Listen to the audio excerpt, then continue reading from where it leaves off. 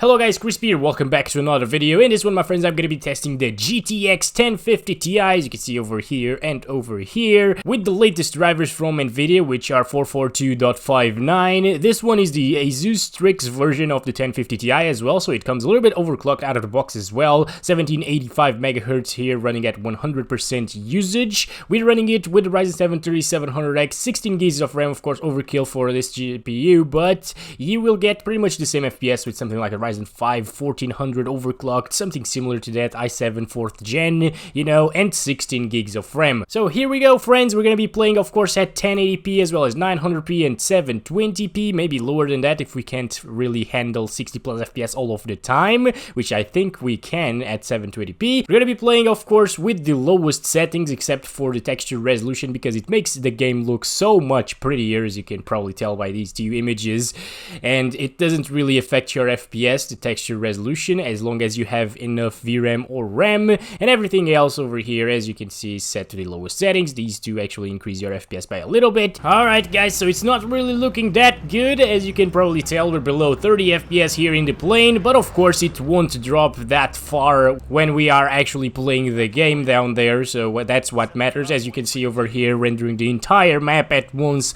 we're getting like around 50 to 60 FPS, I would say. That's not too bad, 40 something, as people start to drop in the map. Let's go to downtown, this little city, which is quite huge and could be an entire battle royale map on its own, I think.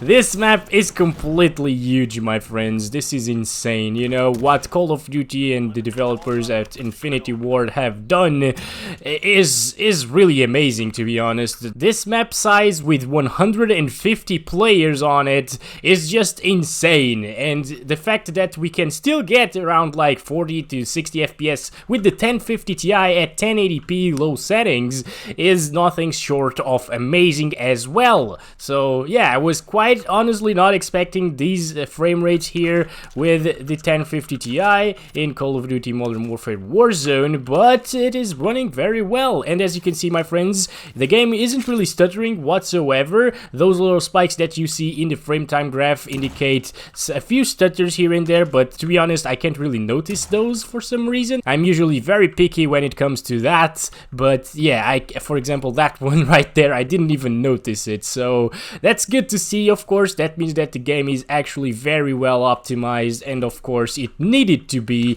otherwise we wouldn't really be able to play this game mode in any GPU or any PC configuration. Right, so we got this FAMAS over here with a pretty decent, not very good looking skin on it. It looks like the one of the skins from CSGO, the lower end ones, the light blue ones, I think. But yeah, you know what, guys? Anyways, what matters is the game's running well here, well enough at least on the 1050 Ti at 1080p low settings, and I was kind of expecting it to drop a few more FPS into maybe like the 30s sometimes, but it seems like our 1% lows are still very consistent. Yeah, this is overall a smooth experience. If you want to play at 1080p, I would recommend these settings. Maybe just lower the texture resolution a little bit to keep those frame times consistent, but as I told you, I don't really feel these stutters, which is very, very weird indeed. But okay, it's not like Fortnite stutters. For example, these ones, I couldn't really tell that they're there unless I looked at the graph, and yeah, there's another one there. I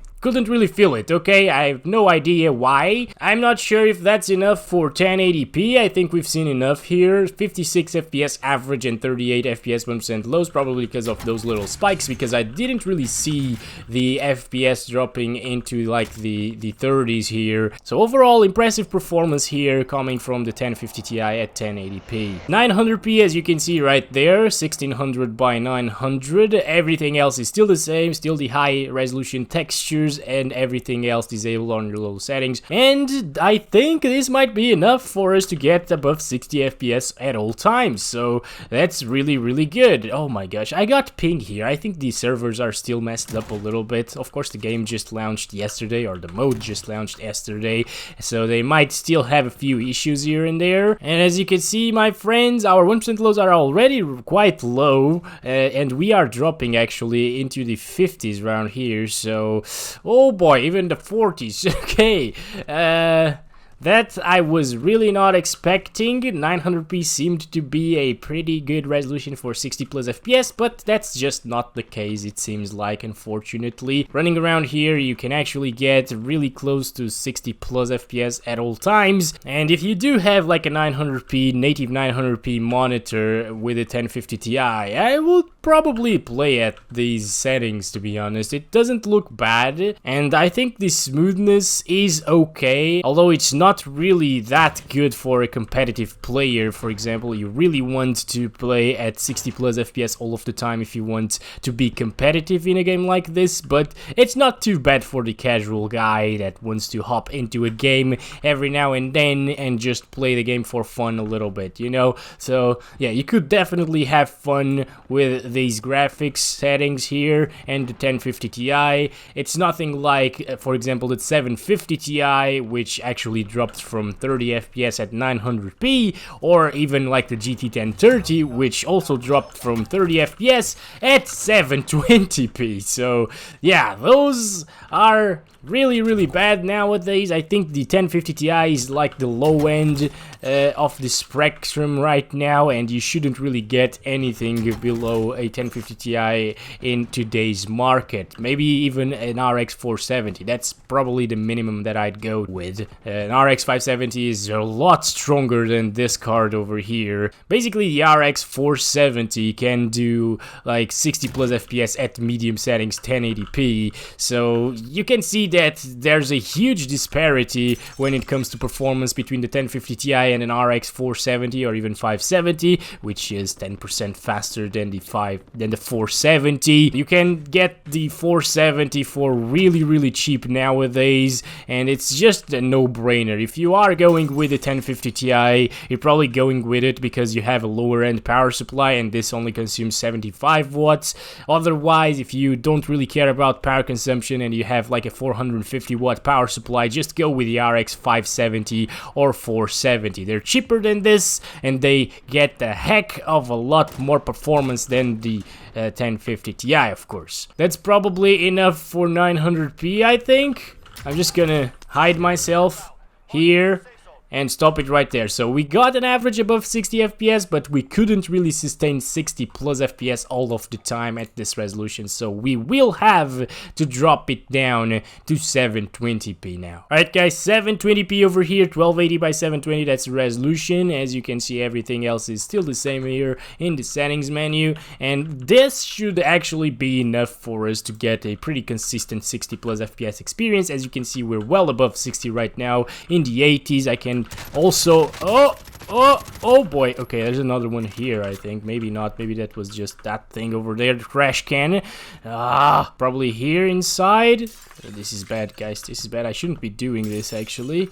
Should we just move on? That's probably a good idea. I'm just gonna run for it. Okay, so yeah, 80 something FPS, that's probably gonna be our average over here, and that's still pretty decent, you know. 720p isn't that bad of a resolution. You can still spot players at the distance. You can still play the game absolutely fine with no real big drawbacks, you know. It's not like 800 by 600 with the 750 Ti or the GT 1030 where I couldn't really see anything at the distance, but yeah, at 720p I would say the game is still completely 100% playable. And of course, if you really want a 60 plus FPS experience, this is the way to go, I think. Yeah, it didn't really drop from 60 yet, it dropped into the 60s, which is a bit surprising. I was expecting a bit better coming from this GPU, to be honest, but as long as it doesn't drop from 60 FPS, I think we'll be fine, and I think you guys will have an amazing experience with this GPU in this free-to-play title, which is amazing, you know, this game being free-to-play, it's crazy. If you told me like a year ago that Call of Duty would make a free-to-play battle royale title in the modern days with these graphics and this good optimization, I would tell you that you're crazy, because the latest Call of Duty titles, except the Call of Duty Modern Warfare, of course, have been pretty bad when it comes to optimization. Alright, so we're going to the gulag now. Yeah, for example, Call of Duty Black Ops 4 didn't really have the best optimization out there. It was actually pretty poor, especially in the Battle Royale mode. When you were looking at massive like cities and stuff like that, it will drop your FPS in half and sometimes a third of what you'd get like when looking behind you, you know? So it's really nice that they managed to make this new engine. Oh, okay, I got him. Nice, we're gonna get back into it. It's really nice that they managed to make this new engine and that it performs so well in DirectX 12 as well. So yeah, it's one of the few DirectX 12 titles that doesn't really stutter whatsoever.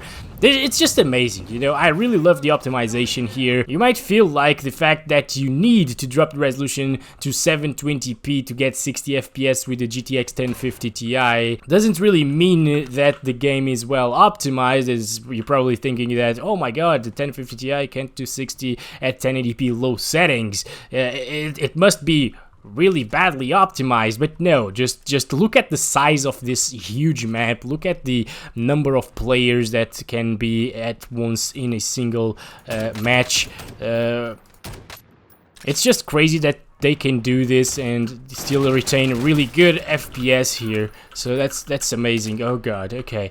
Probably gonna have to leave here, okay? Because I'm playing versus squads. Anyways, I'm happy with the performance. I am happy with the video. We did well here. We managed to survive this far versus squads, and we managed to kill one guy, which was that one. Well, that's quite underwhelming. Only one kill in this full video, but that's okay, guys. Sometimes I don't even kill anybody in like PUBG videos and stuff like that. So another good thing about this one is that the movement is so much better than PUBG. So if you want a modern day battle royale shooter, I think this is it, guys. The fact that it's free and PUBG is not free is kind of insane, really. There's one guy up there. We're probably gonna try to get him here. Maybe there are no stairs and they just parachuted there. Oh, there's stairs there. Okay, let's go. Oh my god, that's so loud. Okay, that was bad.